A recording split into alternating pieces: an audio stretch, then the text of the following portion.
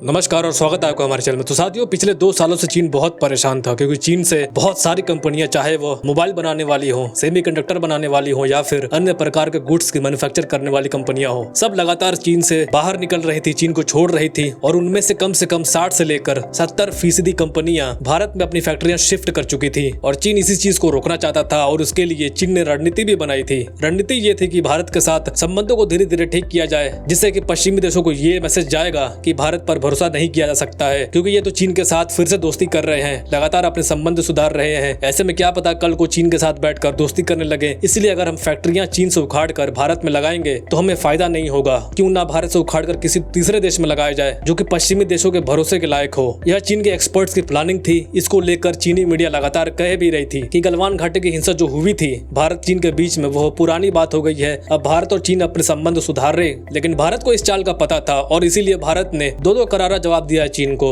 और उसके रणनीति को नस्ते नाबूद कर डाला है। लेकिन कैसे? तो सबसे पहले आप स्क्रीन पर देखिए। दरअसल चीन ने अपनी इस रणनीति के तहत भारत से अनुरोध किया था कि आप 2020 तक हमारे करीबन 2 लाख नागरिकों को भारत का वीजा देते थे, वह भारत में आते थे, बिजनेस करते थे, दोनों देशों के संबंध बेहतर करते थे। लेकिन अब आप मुश्किल से 2000 चीनियों को भी वीजा नहीं देते हैं। ऐसे में आप इसे बदलिए और हमारे नागरिकों के लिए वीजा फिर से देना शुरू कर दीजिए। लेकिन भारत का इस पर क्या जवाब था? जैसा कि आप सब स्क्रीन पर देख सकते हैं कि भारत ने साफ इनकार कर दिया कि अब चीनी नागरिकों को और वीजा नहीं मिलने वाला, क्योंकि हमारे लिए प्रॉफिट से ज्यादा बड़ा नेशनल सिक्योरिटी है और चीनी नागरिक लाखों की संख्या में भारत में आएंगे, पता नहीं वो क्या क्या करेंगे। इसलिए अगर आपको वीजा चाहिए तो सबसे पहले आप बॉर्डर पर आप जो हरकतें कर रहे हैं उसे जल्द से जल्द बंद कीजिए। इतना ही नहीं, पश्चिमी देशों को खास करके अमेरिका को संदेश देने के लिए भारत ने दूसरा जवाब भी दिया है। दरअसल आप स्क्रीन पर देखिए कि भारत ने अपने दूसरे धमाकेदार जवाब में कहा है कि चीन भारत को लगातार कह रहा था कि भारत और चीन के बीच में कोई भी डायरेक्ट फ्लाइट नहीं है। लगातार 4 साल हो चुके हैं, डायरेक्ट फ्लाइट शुरू कराइए, क्योंकि हम दोनों दुनिया के मोस्ट पॉपुलेटेड कंट्री हैं। इसके अलावा भारत और चीन के बीच में जो बिजनेस है वो भी तेजी से बढ़ेगा। लेकिन भारत ने क्या कहा कि कोई भी डायरेक्ट फ्लाइट चीन के साथ नहीं होगी जब तक कि बॉर्डर पर शांति नहीं हो जाती। इसके अलावा गलवान घाटी की हिंसा को आप भूल सकते हैं, मगर हम कतई नहीं भूलेंगे, क्योंकि हमारे लिए एक सैनिक की जान अनमोल है और आपकी वजह से हमारे 20 सैनिक शहीद हुए थे।